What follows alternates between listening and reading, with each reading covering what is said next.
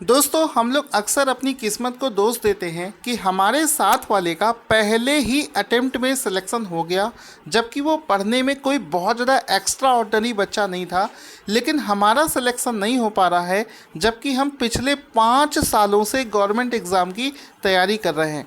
तो दोस्तों होता है क्या है कि जाने अनजाने में आप ऐसी 5 बड़ी गलतियां कर रहे होते हैं जिसका आपको अंदाज़ा नहीं है और कोई आपको बताने वाला नहीं है, क्योंकि आप 5 साल से तैयारी कर रहे हो। तो ये चीज़ आपके मन में ख्याल नहीं आता है कि आप कुछ गलतियां कर रहे हो जिसकी वजह से आपका सिलेक्शन नहीं हो पा रहा है।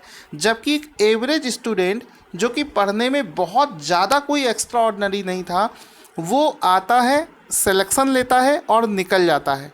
तो आज के इस वीडियो में हम उन्हीं 5 गलतियों का डिस्कशन करेंगे।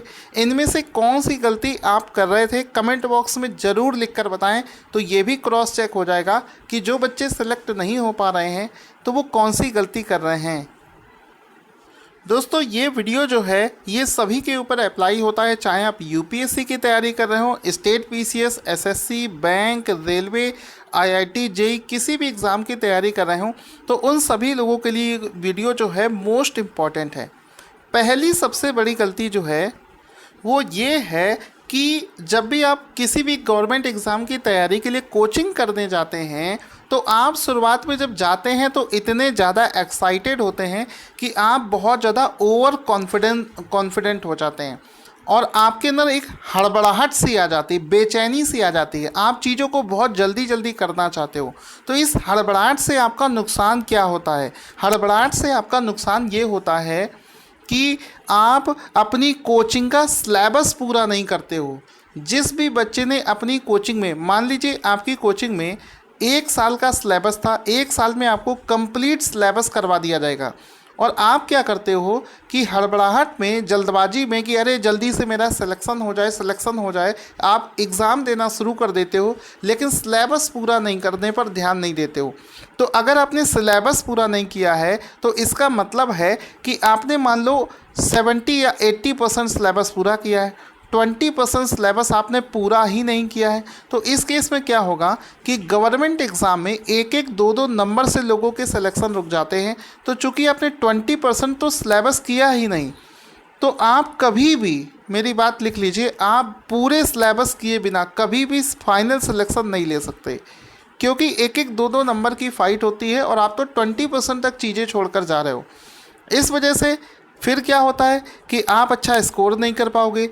इसके बाद में जो सिलेबस आपने छोड़ रखा था 20%, उसको पढ़ने के लिए आप, जो कोचिंग समाप्त हो चुकी है, दूसरे बैच शुरू होने का वेट करते हो और सोचते हो कि चलो दोबारा से जब ये कोचिंग स्टार्ट होगी तो जब जो मेरा छूटा हुआ पार्ट है हम उसमें पढ़ लेंगे। तो उसमें आपका टाइम बहुत ज़्यादा वेस्ट हो जाता है। साथ ही साथ में आपका जो एक रिदम बना हुआ था, आपका जो क्रम बना हुआ था, वो क्रम भी टूट जाता है। और जो चीज़ें आप बाद में अलग से पढ़ते हो, आप देखना कभी भी आपको वो बहुत अच्छे से नहीं आती है और उस पढ़ी हुई चीज़ में आपको कॉन्फिडेंस भी नहीं आता है। तो पहला आपके लिए सीख ये है कि आप किसी भी एग्ज़ाम की तैयारी कर रहे हो, सबसे पहले तो आपका पूरा सिलेबस पूरा करने पर ध्यान दो। जब तक आप पूरा सिलेबस नहीं करोगे तब तक आप सिलेक्शन नहीं ले सकते। पेशेंस रखिए, किसी भी चीज़ को होने में थोड़ा समय तो लगता है, थोड़ा समय दीजिए अपने आप को, कोचिंग पूरी करिए, उसके बाद में गवर्नमेंट एग्ज़ाम के फॉर्म भरने पर ध्यान दीजिए। ठीक है, आगे दूसरी सबसे बड़ी गलती हम लोग ये कर रहे होते हैं कि हम जो चीज़ पहले पढ़ाई जा चुकी है उसका रिवीजन नहीं करते हैं। जैसे मान लो आपने चैप्टर 1 पढ़ा, चैप्टर 2, चैप्टर 3, चैप्टर 4, जब आप चैप्टर 5 पढ़ रहे होते हैं उस समय तक आप चैप्टर 1 में क्या पढ़ाया गया था ये पूरी तरीके से भूल चुके होते हैं। चैप्टर 5 पढ़ते समय आपकी स्थिति ऐसी होती है कि मानो चैप्टर 1 आपने कभी पढ़ा ही ना हो। उसका रीज़न ये है कि आप समय समय पर रिवीजन नहीं करते हो। जब भी आप चैप्टर 5 पढ़ रहे हो तो 1 घंटे का टाइम ऐसा रखो कि आपने पीछे से जो पढ़ रखा था उसका रिवीजन करना शुरू कर दो। चैप्टर 1, 2, 3, 4, और ये एक साइक्लिक प्रोसेस होता है। जो चीज़ें पढ़ाई जा रही उसको तो आपको पढ़ना ही है, साथ ही साथ में जो चीज़ें पहले हो चुकी हैं उसका रिवीजन अगर आपने साथ साथ में नहीं किया, याद रखना, तो फिर आप पढ़ा हुआ सब कुछ जीरो हो जाएगा, कोई फ़ायदा नहीं रहेगा। इस वजह से जो चीज़ भी पढ़ाई जा चुकी है उसका रिवीजन टाइम से करते रहो। इसके बाद में अगला एक बहुत बड़ा रीज़न है जो कि हमारे दिमाग में नहीं रहता है, वो है प्रैक्टिस ना करना। जब भी कोई चीज़ आपको कोचिंग में पढ़ाई जा रही है, कोई मान लो चैप्टर पढ़ाया जा रहा है, तो उसकी थ्योरी पढ़ो। सबसे पहले तो उसकी थ्योरी पढ़ो, उसके पूरे कॉन्सेप्ट पढ़ो। कॉन्सेप्ट पढ़ने के बाद में उसके जो प्रैक्टिस न्यूमेरिकल्स होते हैं, प्रैक्टिस क्वेश्चंस होते हैं, अगर वो आप नहीं करोगे तो कभी भी उस चैप्टर पर आप मास्टरी नहीं कर पाओगे, कभी भी उस चैप्टर को आप डीपली नहीं समझ पाओगे। कॉम्पिटिटिव लेवल के क्वेश्चंस आप तभी सॉल्व कर पाओगे जब उस चैप्टर के आपने प्रैक्टिस बहुत अच्छे से करी होगी। इस वजह से जो भी चैप्टर आपको पढ़ाया जा रहा है उस समय उसकी थ्योरी के साथ साथ प्रैक्टिस इतनी ज़्यादा कर लो कि वो चैप्टर में कोई भी क्वेश्चन हो आपसे बचे ना। फिर आप देखोगे कि आपके अंदर में बहुत अजीब सा एक कॉन्फिडेंस आ जाएगा, मतलब कहीं से भी आपको क्वेश्चन दे आप कर लोगे। इसके बाद में अगली एक बहुत बड़ी गलती है जो कि ज़्यादातर लोग करते हैं और इधर उधर भटक जाते हैं कि आप मॉक टेस्ट नहीं देते हैं। समय समय पर जो चैप्टर्स आपके हो चुके हैं, मान लो एक चैप्टर है जिसका नाम है मान लो हीट, ठीक है, मान लो एक फिजिक्स का चैप्टर है हीट, वो आपने पढ़ लिया। पढ़ने के बाद में पिछले 5-10 सालों में उसके जो क्वेश्चंस कॉम्पिटिटिव एग्ज़ाम में पूछे जा चुके हैं उसकी प्रैक्टिस ज़रूर करनी चाहिए। अगर आप उन क्वेश्चंस की प्रैक्टिस नहीं करोगे, मॉक टेस्ट नहीं लगाओगे, तो फिर आप कैसे सिलेक्शन ले पाओगे। इस वजह से इसको मॉक टेस्ट देना बहुत ज़रूरी है।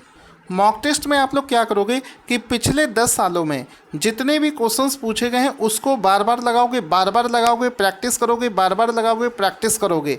ये तरीका आपको अपनाना होता है।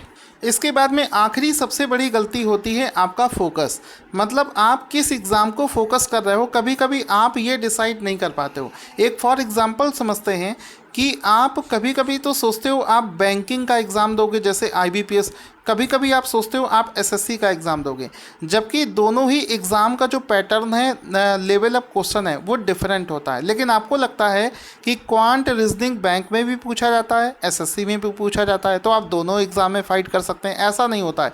आपको अपना 100% आपको एक एग्ज़ाम में देना पड़ेगा। Exceptions are everywhere. कुछ बच्चे होते हैं जो बैंक और SSC दोनों का एग्ज़ाम क्लियर कर लेते हैं, लेकिन हमें उन बच्चों पर ज़्यादा फोकस नहीं करना है क्योंकि एक्सेप्शंस आर एवरीवेयर। आपको फोकस करना है किसी एक एग्ज़ाम पर, एक टारगेट, और उसी पर इतनी ताकत से आपको हथौड़ा मारना है कि वो एक ही बार में क्रैक हो जाए। इन सभी चीज़ों का आप बहुत ध्यान से अगर प्रोसेस करेंगे तो आई एम 100% श्योर कि आप भी उन बच्चों में शामिल हो जाएंगे जो कि पहले ही बार में सिलेक्शन ले लेते हैं।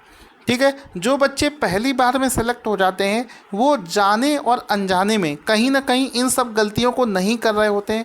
वो आते हैं पहले बहुत इत्मीनान से बिना परेशान हुए अपना कोचिंग का पूरा सिलेबस फिनिश करते हैं, उसके बाद में वो गवर्नमेंट एग्ज़ाम का फॉर्म भरना शुरू करते हैं, साथ ही साथ में वो मॉक टेस्ट लगाते हैं, रेगुलर बेसिस पर प्रैक्टिस करते हैं पिछले 8-10 साल के क्वेश्चंस की, और उनका सिलेक्शन हो जाता है, वो चले जाते हैं। लेकिन जो बच्चे इस तैयारी के दलदल में फंस जाते हैं वो क्या करते हैं, उनको इन सभी गलतियों का एहसास होता है। इस वजह से आप इन गलतियों को ना फंसें। आपको वीडियो अगर पसंद आया, ऐसा क्वालिटी कंटेंट बनाने के लिए हमारी टीम बहुत मेहनत करती है। अगर आप हमें मोटिवेट करना चाहते हैं तो हमारे इस वीडियो को लाइक और शेयर भी करें।